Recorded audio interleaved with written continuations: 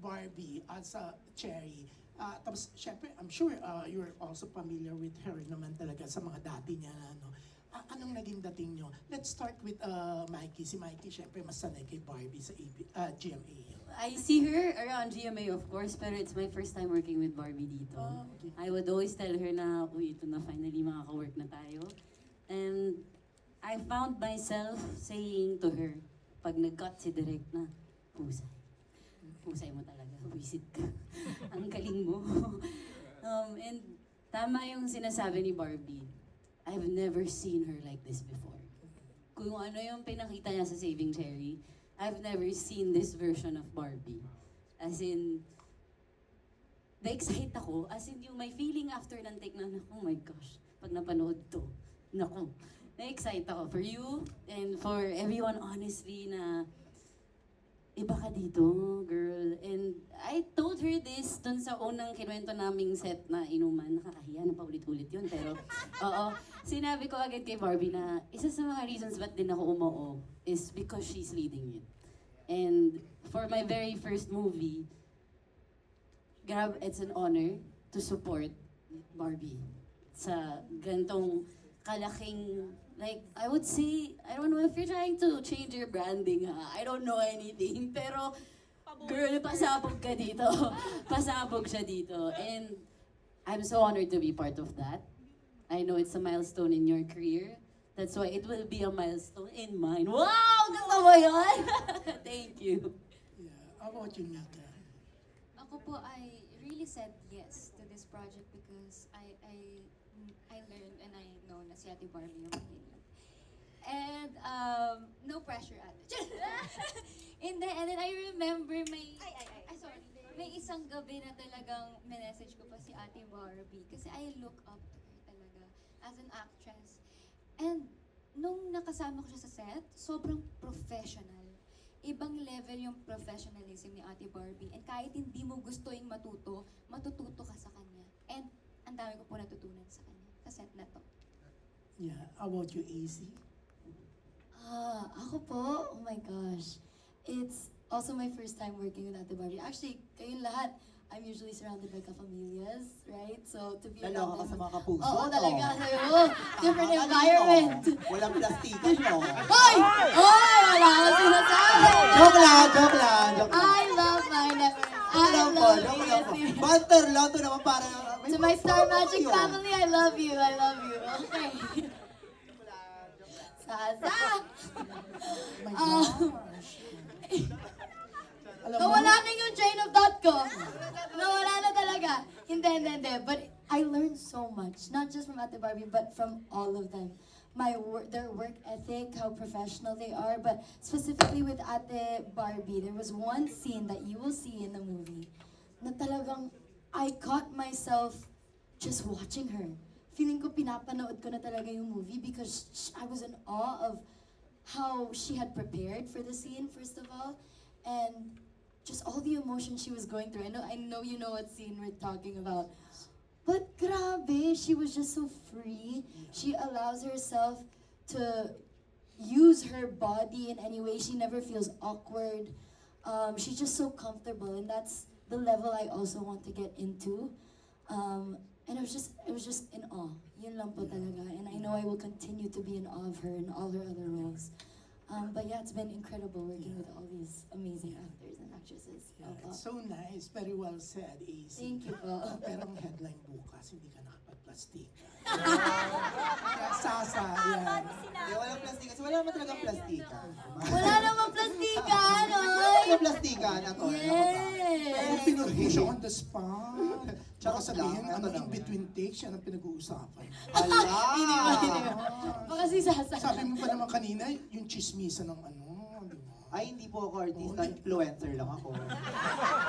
Linawin mo yan, wala naman siyang sinabi sa'yo na Wala mga naman plastic po. sa Vibes pamilya, po ha? kami. Walang ganun to naman. Ay, wala talaga. Ito na, Promise, headline na ah. tayo. Kaya nga ako Diyos ko binash po. kasi sobrang straightforward ko, diba? Correct! Diba? I'm just kidding. Yeah, okay, Sasa. Yeah. Eto na po, kasi si Barbie, nasabi ko na rin sa kanya na medyo late na ako naging fan ni Mama. alam kong magaling na talaga siya. Alam kong she makes good quality work.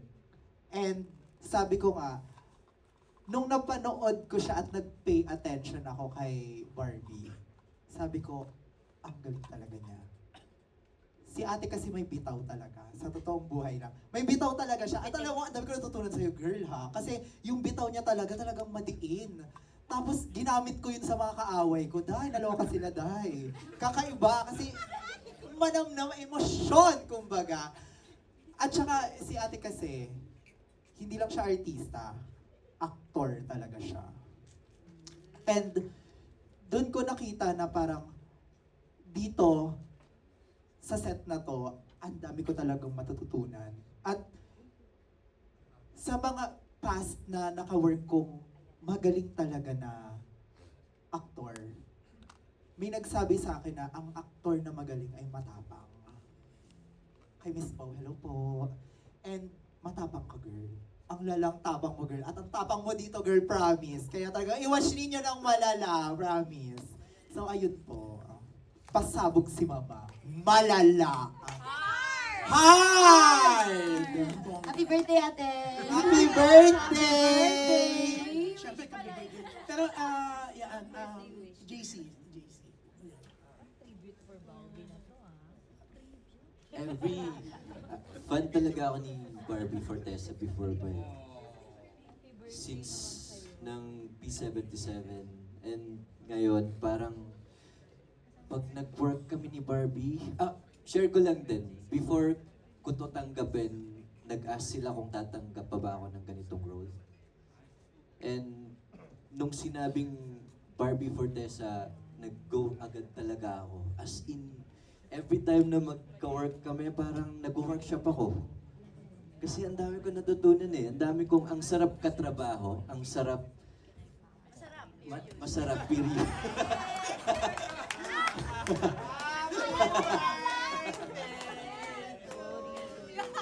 Matututo ka. Yun, kay Barbie. Kaya, sobrang, thank you, Barbie. Thank you, Direk Ivan. Ivan.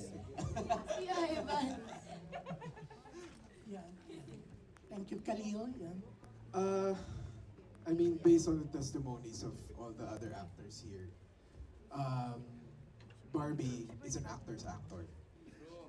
And to those of you who don't know what that means, it's the best and most, I guess, pinaka masarap sa feeling bilang isang actor is may makatrabaho kang isa pang aktor na pinapadali yung trabaho mo. Very generous, sobrang giving. Work ethic niya is crazy. She's the first to arrive sa aming lahat. 30 minutes to an hour before her call time, she's there. May dala pang kape para sa amin. Oo, mahilig pa magpakape. And yun, sobrang generous. Binibigyan niya talaga lahat per scene. And I think ang pinaka-takeaway is how she gets to inspire the future generations of actors to carry the same type of work ethic. Because we need more actors in our industry. Kinagulat yun, kuya. Yan. Thank you, Khalil. Yan, Barbie, ang bongga naman sinabi nila sa'yo. Parang, eto na, parang may tribute sa'yo. Yun na nga ako. Oo. Nakakataba ng puso. Nakakaiyak. Actor ka talaga. Kami, we always believe in you, Barbie. Kaya, we'll support Saving Cherry. And now pa lang, parang gusto ko na sabihin congratulations. I think this movie will continue the winning streak of Regal Entertainment. Kasi, syempre, sunod-sunod ang box office ng Regal, di ba? It started in Shake, Rattle, and Roll, MMFF entry nila, which is number 1 now in Netflix also, di ba? Ang bongga, di ba, Kit? O Rosel. So yan, congrats and good luck. Yan. Pero ito, bago ko ibalik ang yung sa host, kasi kanina pa kami nagtatanong, anong hindi nakuha ng iba yung name mo. Magaling ka, darling. You're so good. Thank you po. Yes. Hindi namin masyado, hindi namin narinig kasi. We don't know if nag-introduce ka kanina o dahil may dramas nung mag-start, hindi mo nasabi yung name mo. What's your name, darling? Ayana po. Ayana Yes, what? Ayana Perlas. Yeah. Yes. And you're also a Regal baby? Star Magic po. Star Magic. Yes. You're so good. Okay. Thank you so magaling ka. much po. Thank you. Thank you. Maraming salamat. Galing, girl. Yes, June Lalin, Thank thank you, you so Tita much. June. Grabe, may pasabog. Thank you po. Kinilig na ako dito. Okay. We have, last but not the least, okay, Alwin Ignacio. Ay, okay. Nag-walk out na pala siya. Okay. Yes. Okay. The question has already been asked. So, yes, we would like to now close the floor for our friends from the media.